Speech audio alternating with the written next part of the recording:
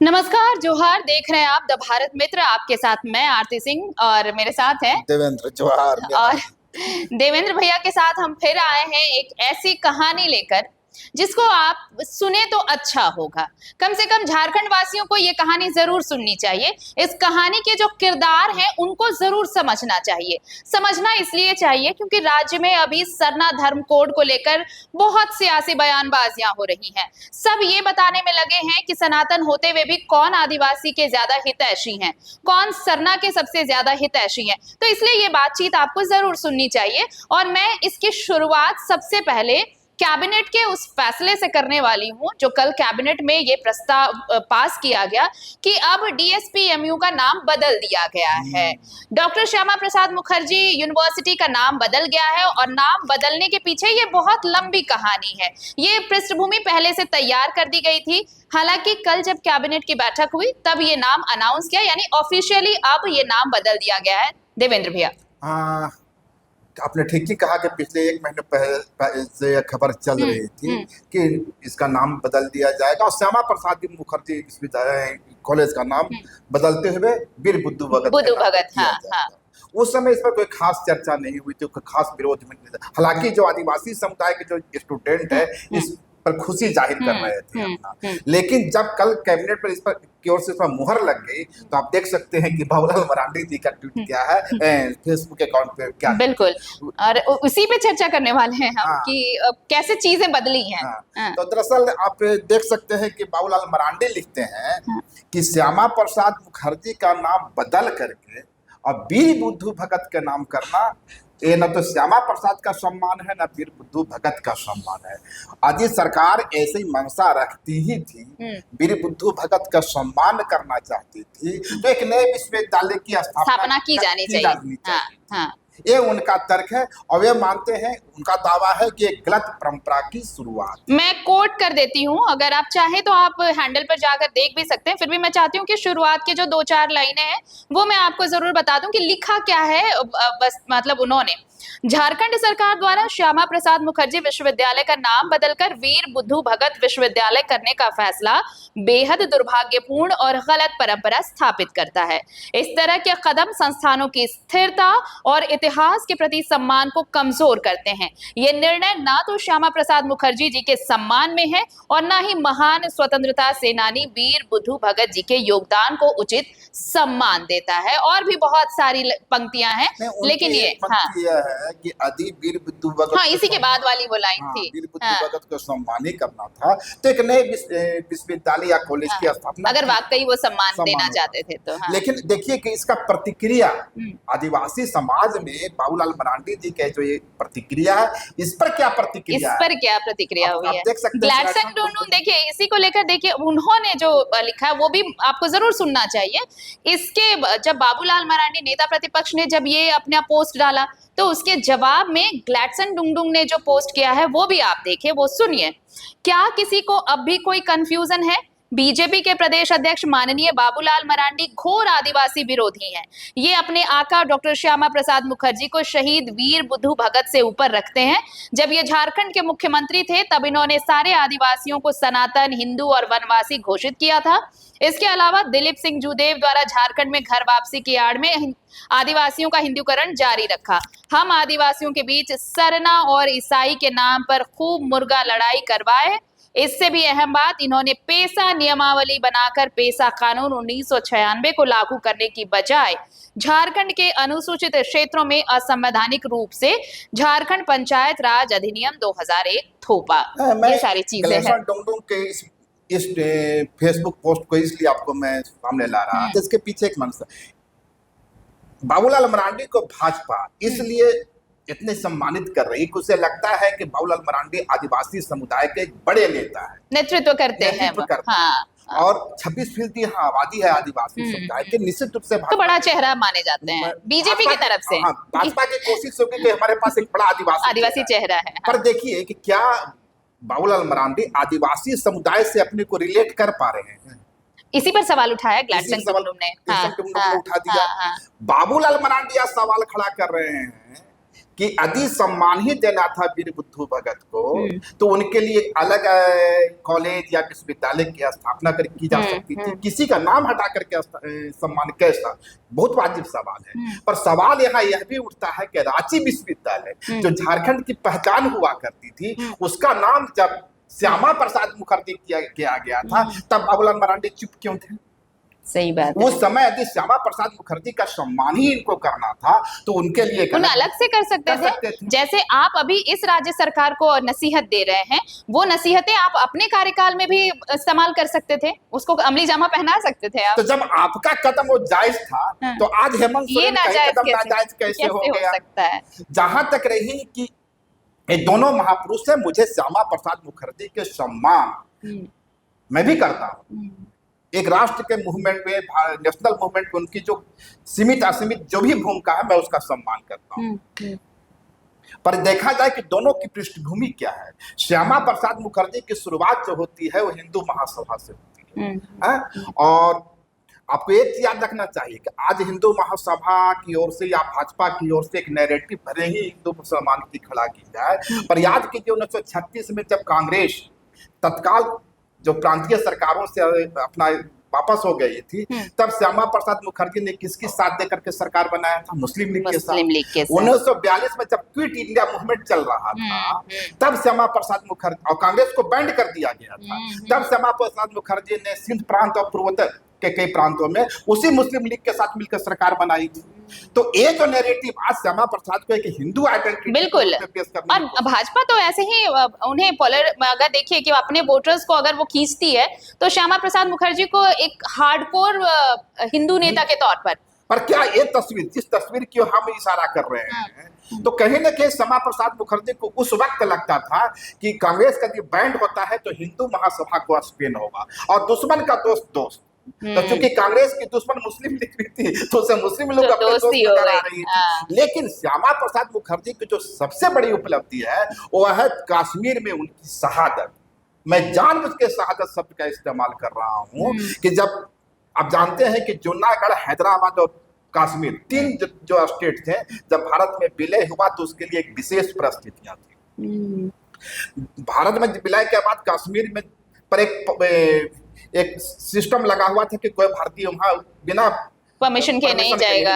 श्यामा प्रसाद मुखर्जी ने इसका विरोध किया था और कहा था कि एक देश एक निशान, और इसके साथ वहां गए थे, वही उनके बलिदान। निश्चित रूप से राष्ट्र उनके इस बलिदान को याद रखेगा। पर सवाल यहाँ है कि झारखंड के संदर्भ में उनका योगदान क्या है? वीर बुद्धू भगत की आपको याद होगा, आपके वीर बुद्धू भगत के योगदान को इस रूप में समझ सकते हैं कि 1831 से 33 के बीच में इसी झारखंड के जो छोटानागपुर के इलाके हैं, यहाँ भूमिज, हो, कोल्हान, उराम, जिसे कोल विद्रोह कहा गया, उसके नायक थे। और उसकी पृष्ठभूमि यह थी कि 1793 में लॉर्ड कॉर्नवालिस के द्वारा झारखंड में पहली बार भूमि बंदोबस्ती की शुरुआत की जाती है। उसके पहले यह भी याद रखने की जरूरत है कि मुगल काल के समय से ही झारखंड का जो सोशल कैरेक्टर है वो बदल रहा था। मुगल काल के पहले तक इस पूरे इलाके में आदिवासी समुदाय, संथाल हो, उरांव हो, भूमिज हो, इनका ही वो इलाका था। मुगल काल में हुआ कि एक बड़ी संख्या में यहाँ आबादी आई और निश्चित रूप से उनकी जो जमीनें थी उस पर उनका कब्जा भी हुआ। अब राजमहल में जो जहांगीर की ओर से जो बनाया गया महल बनाया गया उसी काल की देन है। लेकिन बावजूद इसके मुगल काल में यहाँ के जो आदिवासी हैं और यहाँ के जो मुगल आए उनके बीच में बहुत तीखा संघर्ष नहीं हुआ। लेकिन अंग्रेजों ने जब भूमि बंदोबस्ती की शुरुआत की 1793 में, एक चीज आपको यहाँ याद रखना चाहिए कि आदिवासी समाज में जो जमीन होती है ना, उसकी व्यक्तिगत मलकियत नहीं होती। मार्क्स ने भले ही बहुत आधुनिक भारत में कम्युन सिस्टम की बात की हो, सामवाद की बात की हो, पर आदिवासी तो सामवाद में जीता है। उसकी कोई जमीन होती है सोसाइटी की, जमीन समाज की, समाज की। तो वो जमीनें जब बंदोबस्त की जाने लगी, आज जो झारखंड में देखते हैं किसी के पास 1000 एकड़, किसी के पास 2000 जमींदारों के पास जो जमीन है, ये अंग्रेजों के समय दिया गया जमीन है। और यह वही जमीन है जिसे आदिवासी समुदाय ने अपने खून पसीने से जंगल को साफ कर बनाया था। निश्चित रूप से उसका विरोध हुआ, बुद्धू भगत ने विरोध किया और उनकी शहादत। और इस ये बाद में इसके बाद देखते हैं कि एसपीटी एक्ट, सीएनटी एक्ट भी आया। हाँ, तो वीर, हम एक कहानी इसलिए बता रहे हैं कि वीर बुद्धू भगत कहीं न कहीं झारखंड की जमीन से जुड़े रहे हैं, झारखंडी अस्मिता उनके साथ जुड़ी। झारखंड के योगदान में, झारखंड के हित में अगर उनके योगदान को देखा जाए तो वो आप उन्हें नेग्लिजेंसी में, आप वो लिस्ट में आप उनको नहीं डाल सकते। नहीं डाल सकते। उनका एक अहम योगदान रहा है झारखंड को झारखंड बनाने में। तो इसलिए अगर अब इस वक्त की जो सरकार है, अगर उसने ये फैसला लिया है तो आप उस फैसले पर एक तरफ से सवाल तो बिल्कुल नहीं उठा सकते। जिस बैकग्राउंडर को आप इस्तेमाल कर रहे हैं कि अगर आप सम्मान देना चाहते तो आप अलग से विश्वविद्यालय की स्थापना कर सकते थे, तो आप ये काम अपने रिजीम में भी कर सकते थे। हाँ।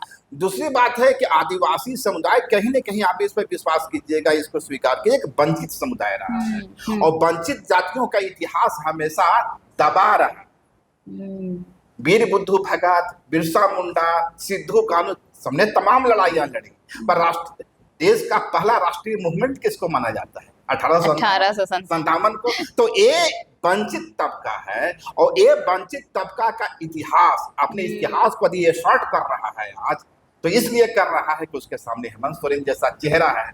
अब उसे लगता है कि अब मेरा वक्त है, अब हम पुरखों का सम्मान करेंगे, यदि आज हम पुरखों का सम्मान नहीं करें तो कब करें? अच्छा, रेजिस्टेंस का वक्त है ये, रेजिस्टेंस का। हाँ। आदिवासी समाज अपनी आइडेंटिटी, हाँ, cultural identity, religious identity, political identity भी कहिए, और सोशल आइडेंटिटी को तलाश कर रहा है। बिल्कुल। और वो कहीं न कहीं मानता है कि हेमंत सोरेन यह चेहरा है जिसमें सारे जो हमारा अब तक का इतिहास रहा है उसको हम सामने ला सकते। बिल्कुल, इसी कड़ी का यह नतीजा है। बिल्कुल। लेकिन एक चीज जो इसके साथ ही साथ ये पेशा कानून को लेकर के जो है, आप देखिए ग्लैडसन डुंगडुंग का अगर आप वो पूरा पोस्ट पढ़ेंगे भैया, तो उसमें ये चीज है कि अहम बात ये है कि पेशा नियमावली बनाकर पेशा कानून 1996 को लागू करने की बजाय अनुसूचित क्षेत्रों में असंवैधानिक रूप से झारखंड पंचायत राज अधिनियम 2001 थोपा। ये थोपने की बात क्यों कही गई है, ये समझने की जरूरत है। एक्चुअली उनका ग्लैडसन डुंगडुंग एक बार फिर से निशाने पर ले रहे हैं बाबूलाल मरांडी को, क्योंकि उनके ही जमाने में 2001 में पंचायती था और उस पंचायती राज में दावा किया गया कि यह पेशा एक्ट है, लेकिन पेशा के नियमावलियां नहीं थी। यदि पेशा एक्ट होता तो आज रांची में है आप, जिस नगर निगम में है आप, ये नगर निगम नहीं होता। इसलिए 5वीं अनुसूची में नगर निगम होगा ही नहीं, क्योंकि मेसा कानून का निर्माण ही नहीं हुआ। लेकिन बाबूलाल मरांडी ने सारे रास्ते साफ कर दिए, बाबूलाल मरांडी के बाद अर्जुन मुंडा ने भी साफ कर दिया। अब जो खबर यह है कि कल जो पंचायती राज विभाग है उसने पेशा का ड्राफ्ट जारी किया। हालांकि उस ड्राफ्ट का अध्ययन अभी हमने नहीं किया है बहुत विस्तार पूर्वक, लेकिन एक बड़ी बात जो अब तक विवाद में रही थी, ग्लैडसन डुंगडुंग और दूसरे चेहरे जो दावा कर रहे थे कि इस ड्राफ्ट में कहीं से भी इसकी चर्चा नहीं है, पेशा एक्ट की चर्चा नहीं है। बाकी यदि आप इसके ड्राफ्ट को देखें आप, तो कहीं न कहीं इस ड्राफ्ट में आप देखिए, ड्राफ्ट में हम चाहेंगे कि दर्शकों को ड्राफ्ट का जो बिल्कुल आप इस साइड विंडो में आप देखिए, ये ड्राफ्ट है जिसकी बात हम कर रहे हैं। इसमें जो आप कह रहे थे कि इसमें वो तो उसकी चर्चा ही नहीं है एक्ट की। नहीं, अब जो नया वाला आया है उसमें आ रहा है। विवाद कहाँ था कि ड्राफ्ट में पेशा एक्ट की चर्चा नहीं है। आप देखिए कि यहाँ अधिनियम से अभिप्रेत पंचायत अनुबंध 19 अनुसूचित क्षेत्रों में विस्तार अधिनियम 1996 इसी की चर्चा ग्लैडसन डुंगडुंग कर रहे थे कि जो बाबूलाल मरांडी के द्वारा जिस नियमावली का निर्माण किया उसमें 1996 की चर्चा ही नहीं है। 2001 में जो पर ये देखिए कि इस बार उस 1996 की चर्चा कर दी गई है। आप शुरू से देखें तो कहता है कि झारखंड पंचायती राज उपबंध अनुसूचित क्षेत्रों में विस्तार नियमावली 2024 कहलाएगी, है ना। मतलब 2001 वाला नहीं, अब 2024 वाला होगा ये। अधिनियम से अभिप्रेत है पंचायत उपबंध अनुसूचित क्षेत्रों पर विस्तार अधिनियम 1996। बैठक से अभिप्रेत है पारंपरिक ग्राम सभा की बैठक। और सचिव के बारे में सबसे ज्यादा बहस होती थी। ग्राम पंचायत का पंचायत सचिव, हाँ, इसके बारे में बहस होती थी कि सरकार जो है सचिव भेजेगी, वो सचिव जो है ग्राम सभा की निगरानी करेगा। सरकार ने यहाँ कहा है कि सचिव से अभिप्रेत है ग्राम पंचायत का पंचायत सचिव। मतलब आप जिस सचिव को लेके कंफ्यूजन था वो कंफ्यूजन अब क्लियर है कि जो पंचायत सचिव है उसका मतलब लेकिन है एक सहायक सचिव भी होगा। सहायक से सचिव से अभिप्रेत है पारंपरिक ग्राम सभा का सहायक सचिव। जो पारंपरिक ग्राम सभा होती है उनमें से जो सहायक सचिव चुने जाएंगे वो, माने 2 सचिव होंगे। हाँ। एक सचिव होंगे जो पंचायत सचिव है। पंचायत का मतलब यह हुआ कि जो पंचायत अभी कार्यरत, हाँ हाँ, माने जो अनुसूचित क्षेत्रों में जो पंचायत अभी कार्यरत है उसका ग्राम सभा पारंपरिक ग्राम सभा की ओर से एक सह सचिव जो सहायक सचिव हाँ, किया जाएगा, हाँ, जो करेगा। और उसमें है ये भी है कि रीति रिवाज के अनुसार मान्यता प्राप्त व्यक्ति होगा। जैसे क्या क्या है वो देख लीजिए। पारंपरिक का मतलब यहाँ पे बहुत अच्छे से समझाया गया है। संताल समुदाय मांझी या परगना हो, समुदाय में मुंडा मानकी दिउरी, खड़िया समुदाय से अगर हैं तो डोकलो सोहोर, मुंडा समुदाय से हैं तो हाथू मुंडा, पढ़ा राजा पहान, उरांव महतो से हैं तो महतो पढ़ा बेल राजा पहान, या इस प्रकार से विभिन्न क्षेत्र में प्रचलित किसी अन्य नाम से अध्यक्ष के रूप में जाना जाता है। पारंपरिक ग्राम सभा वही पारंपरिक, उनको बावजूद इसके विवाद के कई गुंजाइश हैं। लेकिन बड़ी बात यह है कि ये ड्राफ्ट 1 महीने तक अभी है। यदि किसी को आपत्ति अनापत्ति है, सुझाव देना है, इस पर विमर्श करना है, तो 1 महीने का अवसर है। 1 महीने में जाकर के आप अपना आपत्ति दर्ज करा सकते हैं, सुझाव दे सकते हैं। लेकिन लगता है कि सरकार जो है एक समाधान की दिशा में बढ़ती हुई नजर आ रही है। अब याद कीजिए कि भारत मित्र लगातार पेशा पे डिस्कशन कर रहा है बहुत। हाँ। हमारी नियत या भारत मित्र की नियत कभी भी सरकार को कटघरे में खड़ा करने की नहीं थी। हमारी कोशिश महज इतना थी कि आदिवासी समाज की जो चिंता है वो सामने आए और लोग जाने कि क्यों पेशा एक्ट की बात हो रही है। पेशा एक्ट में ऐसा क्या है, क्या अधिकार, जो संवैधानिक अधिकार की बात कही जा रही है इस एक्ट के तहत, वो लोगों को समझना चाहिए। हमारी बस कोशिश ये थी, हम इसलिए इस मुद्दे पर लगातार चर्चा कर रहे थे। और देखिए आज भी जो हमने इस मुद्दे पर चर्चा की, हम इसलिए कहते हैं कि आपको सिर्फ और सिर्फ इसी प्लेटफॉर्म पर आपको खबरों के तह तक जाने का मौका मिल सकेगा। आप खबरों को तह तक जाकर समझ पाएंगे, जान पाएंगे। और मुझे नहीं लगता कि इससे बेहतर तरीके से आपको किसी और प्लेटफॉर्म पर इसके बारे में जानकारी मिल पाएगी। अब जो नई विवाद हो सकती है, कहा जा सकता है कि सचिव के साथ सहायक सचिव, हाँ, पारंपरिक ग्राम सभा के साथ जो मौजूदा ग्राम सभा है वो अभी रहेगी, जिसको ग्लेसन टुंगडुंग जैसे लोग गांधीवादी ग्राम सभा कहते हैं। हाँ। और पेशा, उनका मानना है कि पेशा की अपनी ग्राम सभा है, गांधीवादी ग्राम सभा अपनी है।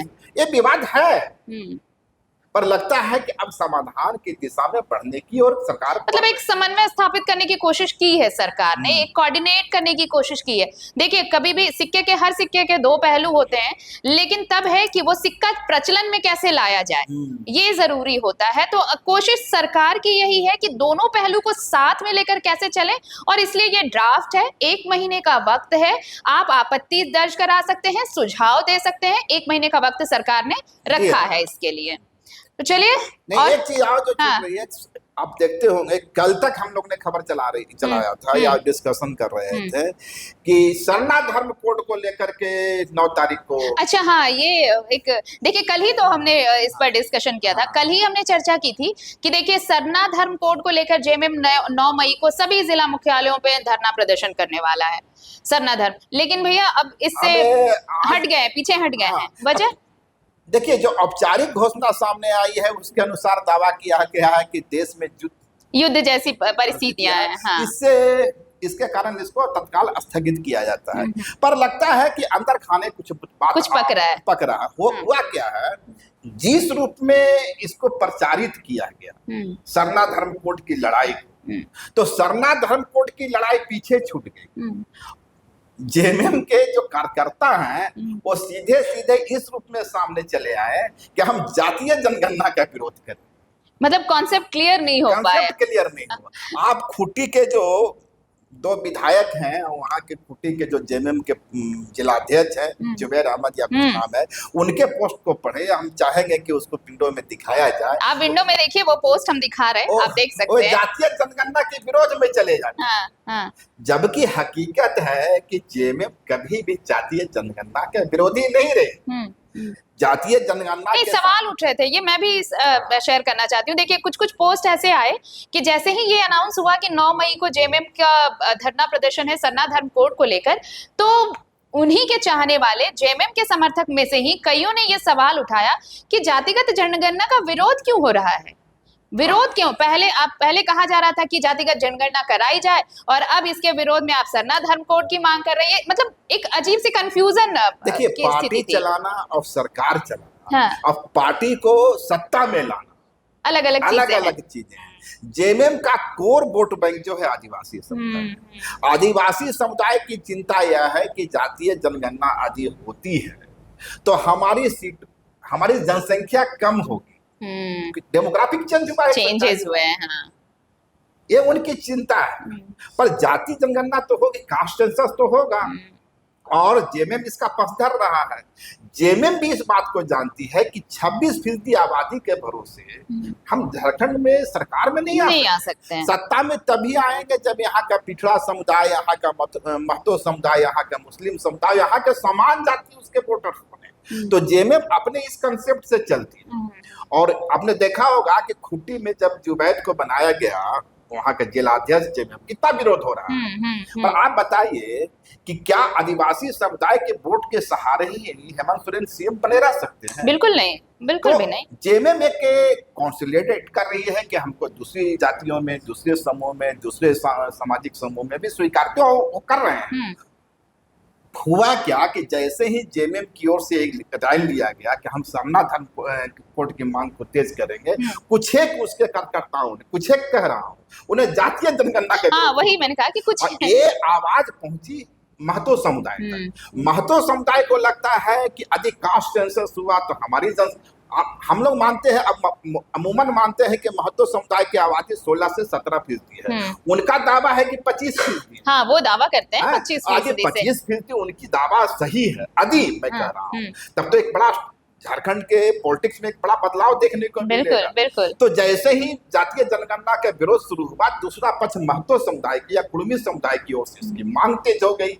अब जेएमएम आदिवासी समुदाय को भी अपने साथ रखना चाहता है और कुर्मी को भी रखता है, महतो, और उसका परंपरागत वोट है। महतो, मुस्लिम, आदिवासी, जेएमएम का क्रिश्चियन परंपरागत वोटर है। तो वे इसमें बिखराव नहीं चाहती है। इसी बिखराव को रोकने के लिए उसने तत्काल इस पर विराम लगाया और निश्चित रूप से सरना धर्म कोड की मांग को लेकर अपना प्रदर्शन आगे करेगी, लेकिन क्लियरिटी के साथ। वही कह रही हूँ कि मतलब कोई कंफ्यूजन के साथ कुछ नहीं होना चाहिए। महतो समुदाय में कहीं से मैसेज नहीं जाए या दूसरी पिछड़ी जातियों में, समान जातियों में, कि जेएमएम जो है जातीय जनगणना के विरोध कर रही है। और सच भी यही है।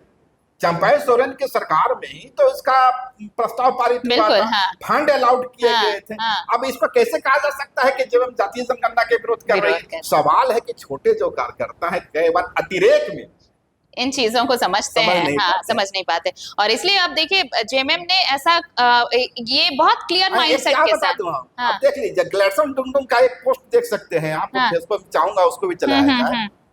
जातीय जनगणना को लेकर उन्होंने लिखा है। उनका कहना है कि झारखंड में जो बाहरी आबादी है, पहले इनको ये अपने अपने इलाके में जा करके और अपना वोट कास्ट करें, अपना सेंसस करवा लें। अपने पैतृक गांव जाने की बात कही है, वही तो वो लिखा है इन्होंने। ये उनकी मांग है। ये है जातिगत जनगणना के लिए सभी लोगों को उनके पैतृक गांव भेजा जाना चाहिए, तभी देश के अनुसूचित क्षेत्रों में हम आदिवासियों के साथ न्याय होगा। ये कहना है उनकी चिंता ये है कि जो 5th शेड्यूल के एरिया है इसमें डेमोग्राफिक चेंज आया। और सच है, यह सच है कि डेमोग्राफिक चेंज आया है।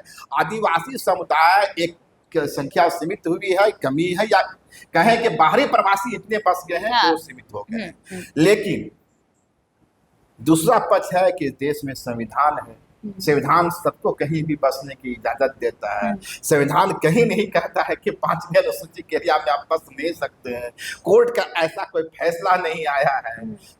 हेमंत सोरेन को सिर्फ आदिवासी पॉलिटिक्स नहीं करनी है, उसे सत्ता की पॉलिटिक्स करनी है। वो सर्वमान्य नेता बनने की कोशिश में भी है, आप देखिए। और ये आप एक तरफ से देखिए कि अगर दिल्ली तक उनकी पहुंच हुई है, दिल्ली तक अगर हेमंत सोरेन को अगर तवज्जो मिल रही है, तो आप सोचिए कि वो धीरे धीरे सर्वमान्य नेता के तौर पर स्थापित हो रहे हैं, और उसमें भी तब जब वो आदिवासियों का बड़ा चेहरा माने जाते हैं। सबसे बड़ी बात ये है। आरती, मैं आपको एक कहानी सुनाऊंगा। मायावती बसपा की नेता थी, पूरे जोशो खराश के साथ जो जहाँ के दलित समुदाय है, वंचित समुदाय है, उसको मोटिवेट करती थी। सत्ता में पहुंची, उसके 1 या 2 दिन के बाद वो एक बयान देती है कि अब तक मैं बहुजन समाज की नेता थी, पर ये सीएम की जो कुर्सी है, अब मुझे सर्वजन समाज का नेता बनाना है। यही मैंने कहा कि यही कोशिश हेमंत सोरेन के भी है। और सिर्फ आप अगर मान लीजिए अगर आप आदिवासी चेहरा हैं, तो सिर्फ आप आदिवासियों के वोट से या फिर मुस्लिम के वोट से या फिर क्रिश्चियन के वोट से आप इस पद तक नहीं पहुंच सकते, सरकार तक नहीं पहुंच सकते, सत्ता तक नहीं पहुंच सकते। आप आंदोलन चला सकते हैं, हाँ, लेकिन सत्ता नहीं मिल सकती। सत्ता नहीं मिल सकती। जरूरी है कि आपको यहाँ के अल्पसंख्यक वोट दे, यहाँ के पिछड़ा वोट दे, यहाँ के समाज जाति वोट दे, यहाँ के कुर्मी वोट दे। स्वीकृति सभी की होगी, तभी आप सत्ता तक पहुंचेंगे। आदिवासी समुदाय चूंकि वंचित तबका रहा है, डिप्राइव्ड क्लास रहा है, उसको विशेष ख्याल रखने की जरूरत है। सरकार कर रही है, बिल्कुल, है ना? बिल्कुल। यहाँ के कुर्मी समुदाय भी रहा है, उसकी भी सरकार ख्याल कर रही है, लेकिन किसी दूसरे समाज की उपेक्षा कर या नहीं किया जा सकता। एक समाज की भलाई करना जुदा बात है, दूसरे समाज की उपेक्षा करना दूसरा बात है। हेमंत सोरेन इसी नक्शे पर चल रहे हैं। मतलब आपको पैरेलल अगर आप लेकर सबको चल रहे हैं, तो फिर वो तस्वीर अलग होगी, और यही तस्वीर आपको जो है सत्ता के केंद्र तक पहुंचाती है। और इसी कोशिश में मुख्यमंत्री हेमंत सोरेन है, भले ही आदिवासियों का बड़ा चेहरा, लेकिन जो धमक अब दिल्ली तक सुनाई दे रही है, पूरे देश भर में अगर वो चेहरा चमक रहा है, तो इसके पीछे सिर्फ 1 या 2 वर्ग नहीं है, इसके पीछे वो सभी वर्ग हैं जो धीरे धीरे इसे सर्वमान्य कर रहे हैं। और यही कोशिश है हेमंत सोरेन की भी। बहरहाल पेशा एक्ट का अब ड्राफ्ट तैयार किया गया है। अब देखिए 1 महीने का वक्त है, आपत्ति सुझाव सभी दर्ज करा सकते हैं। दूसरी चीज ये कि जेएमएम बहुत क्लियर माइंडसेट के साथ, बहुत क्लियर कॉन्सेप्ट के साथ अब अपना धरना प्रदर्शन का कार्यक्रम करने वाला है। वो तारीख तय नहीं है, लेकिन जो 9 मई की तारीख थी उसे अभी फिलहाल टाल दिया गया है। तो बहुत सारी चीजें, मैंने कहा कि आपको सिर्फ इसी मंच पर ये सारी चीजें मिल पाएंगी। और यहाँ पर अगर आप इससे जुड़ा हुआ, झारखंड से जुड़ा हुआ एकदम खांटी कंटेंट ढूंढ रहे हैं कहीं भी, तो भारत मित्र आपको देगा और कोई नहीं देगा। इसलिए पसंद आए कंटेंट तो लाइक कीजिए, शेयर कीजिए, सब्सक्राइब कीजिए। जोहार। अगर खबर पसंद आए तो आप QR स्कैन कर दें हमारा साथ। आपका एक छोटा आर्थिक सहयोग है हमारा बड़ा हौसला। द भारत मित्र, बुलंद भारत की बुलंद तस्वीर।